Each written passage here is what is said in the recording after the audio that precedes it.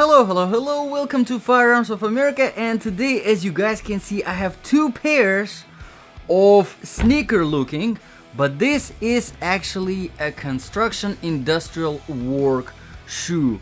Believe it or not, with the reinforced steel toe, and not only that, but also puncture protection from the bottom from the bottom sole. Okay, so the reason why I do have these, I had, for some reason, you know, guys, I always, most of my reviews are about the boots, and we do the ultimate survival tests, right? If it was any kind of crazy situation, it was your last boot that you were wearing in the survival situation, would that be a good boot or not?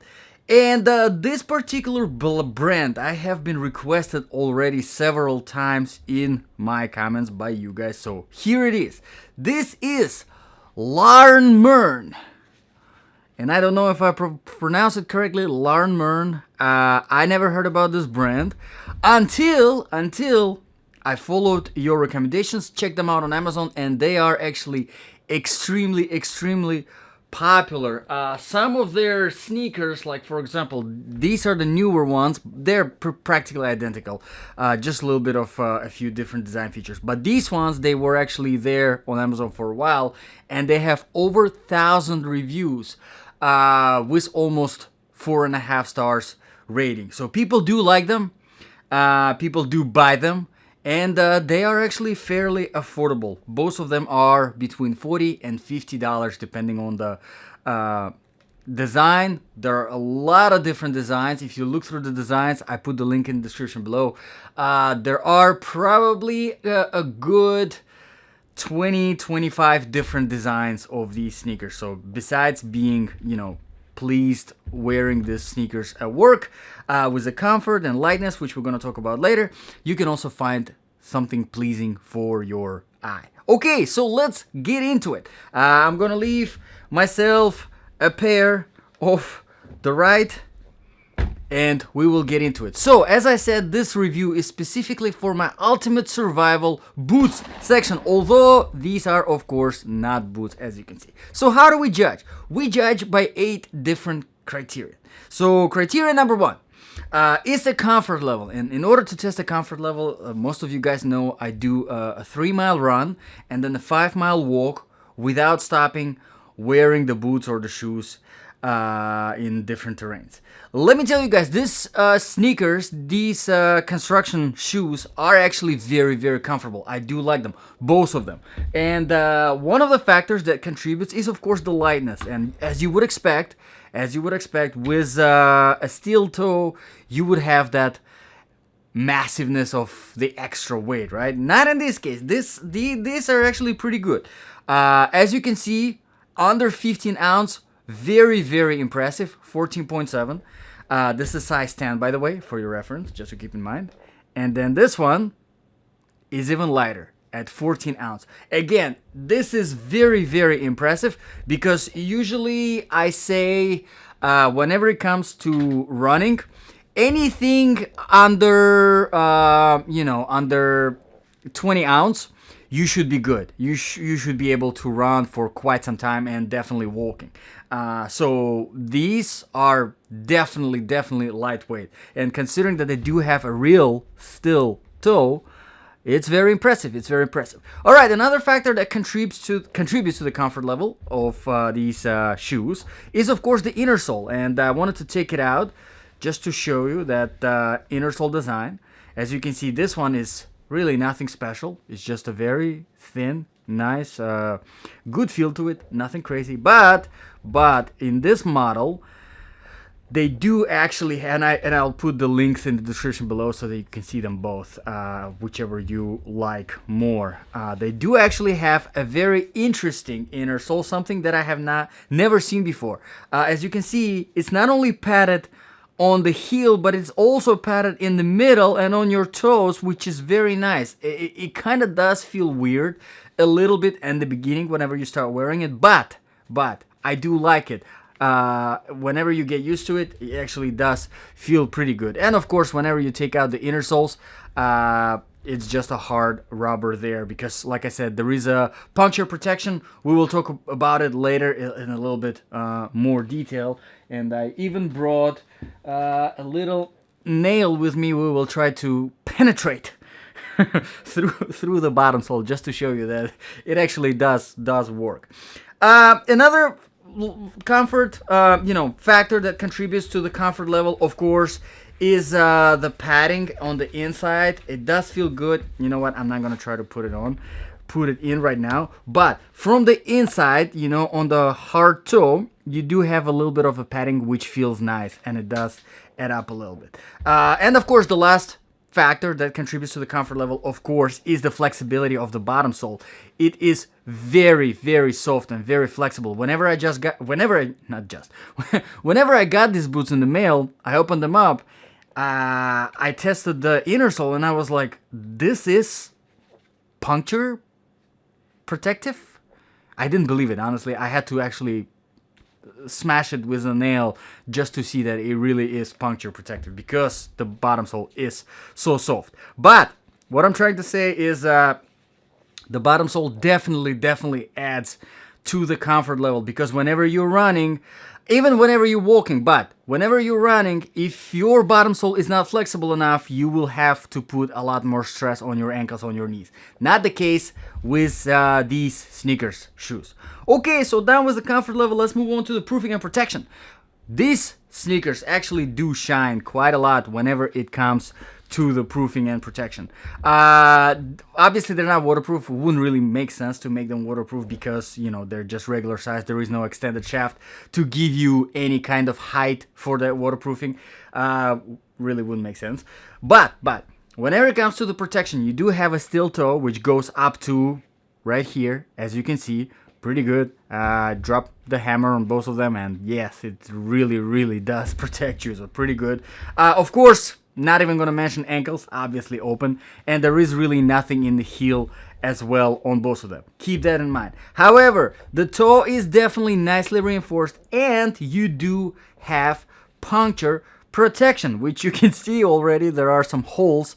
It's kind of bright, but that I already did some trying to penetrate the sneaker. But let's get a nail and let's try to stick it in. It does get in about quarter of an inch. It does get in, right?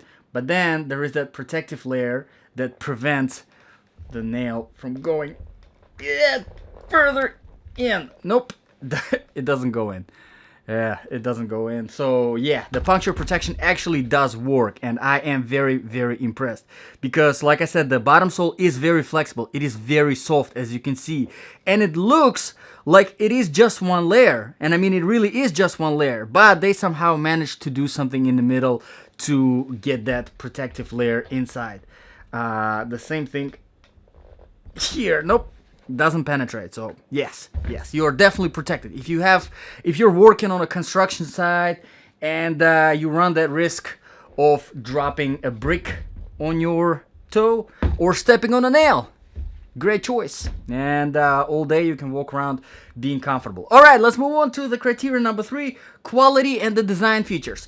Now, quality wise, like I said, I never heard about that brand, Larnmern. Never heard about them. But Amazon reviews, whenever it comes to the doing quality research, I always go to Amazon reviews and I just go through all negative star reviews. Most of the complaints are regarding the fitment and all that stuff. I didn't have any problems with the fitment. They are true to the size. We will talk about this later.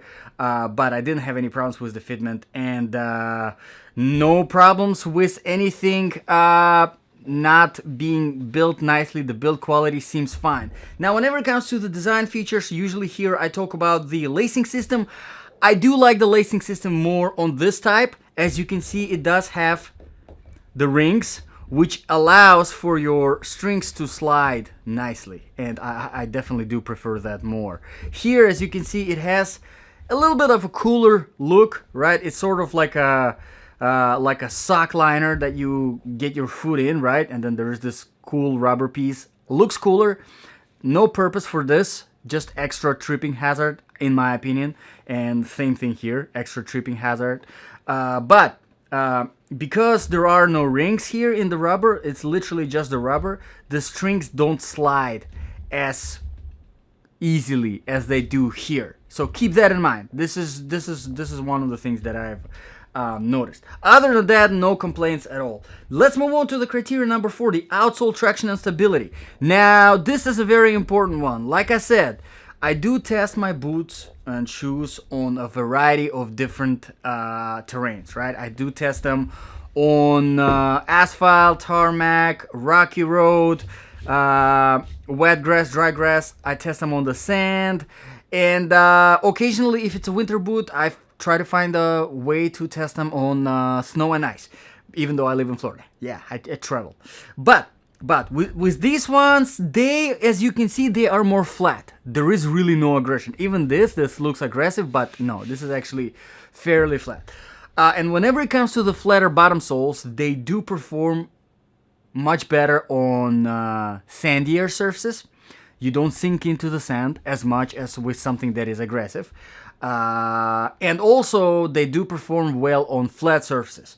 Now, this perform fine on the rocky road, but on the wet grass, they are very, very slippery. Keep that in mind. So if your construction site, if your work involves walking through wet grass, there isn't enough aggression to support you here. Obviously, I wouldn't recommend these shoes for a winter situation, just because they're not insulated in any way, and they're not even boots, they're sneakers, shoes.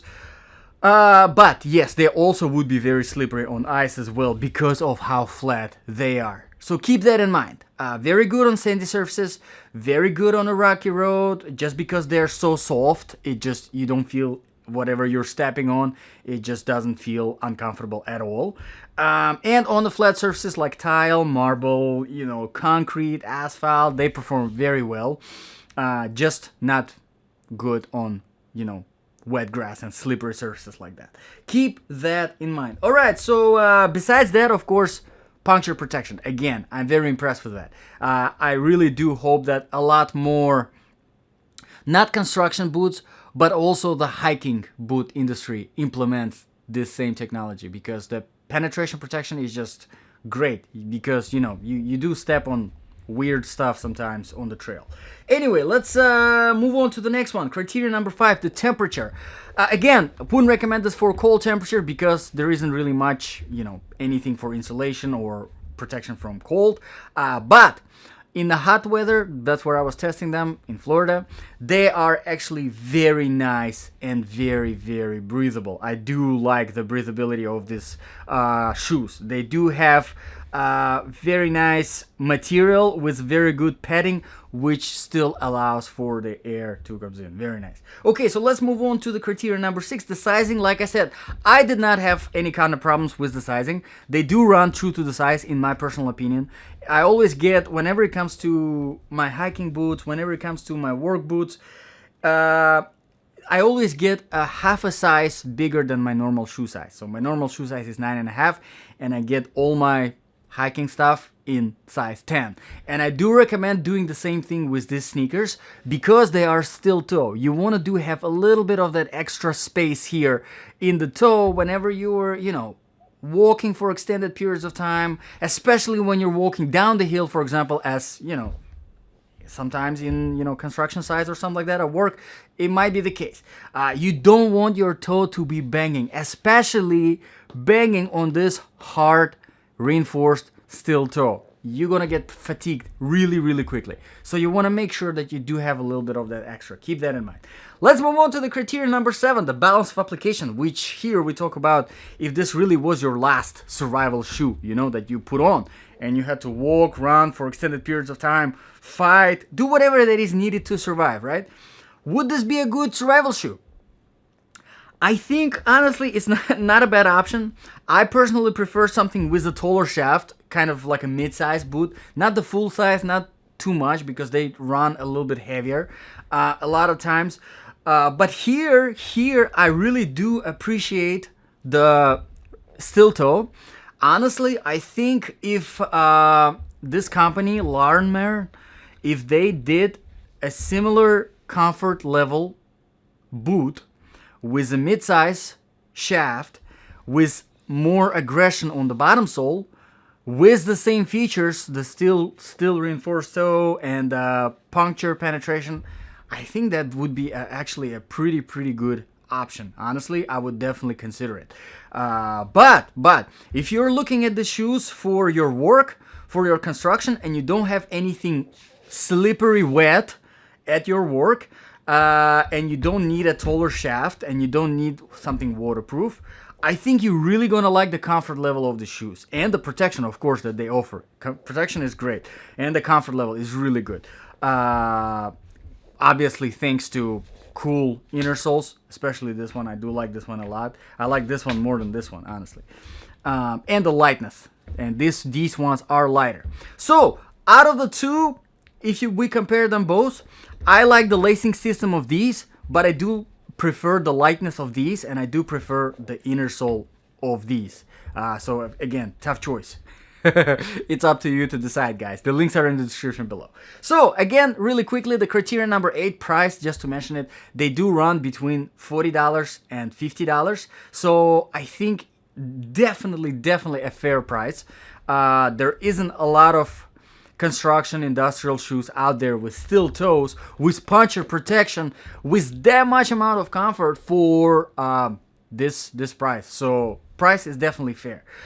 So let me know, guys, in the comments below what you think about the shoes. Would you consider them for your work? If you already do have them for your work, let me know in the comments below how they're holding up, if you like them or not, and if you would consider them for ultimate survival. I don't know. Let me know. We never know. You know, people are different preferences.